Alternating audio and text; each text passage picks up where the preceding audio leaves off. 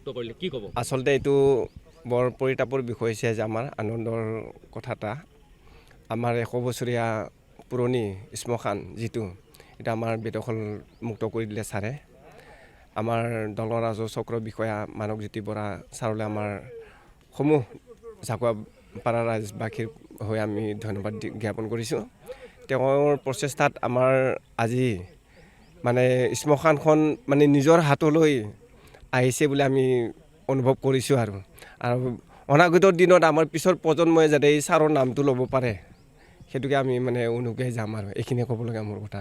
আজি এটা ভাল খবৰ দলগাঁৱৰ অতি পুৰণি এখন গাঁও আমাৰ জাকুৱাপাৰা গাঁও এই জাকুৱাপাৰা গাঁৱৰ যিখন শ্মশান সেই শ্মশান ইমান দিনে বেদখল হৈ আছিল 100 বছৰ পুৰণি এই শ্মশানখন এই বেদখল হৈ থকা আজি দিনটোত আমাৰ দলগাঁও চক্ৰ বিষয়া মহোদয়ৰ নেতৃত্বত আজি সি JCB দ্বাৰা আজি গোটেইখিনি বেদখল মুক্ত কৰা হয় আৰু আজিৰ পৰা এই শ্মশান বেদখল মুক্ত হ'ল আৰু ৰাইজৰ হাতত গৰাই দিয়া হ'ল। 25 বিঘামান হ'ব 25 পৰা 30 বিঘামান মাটি আজি বেদখল মুক্ত হ'ল।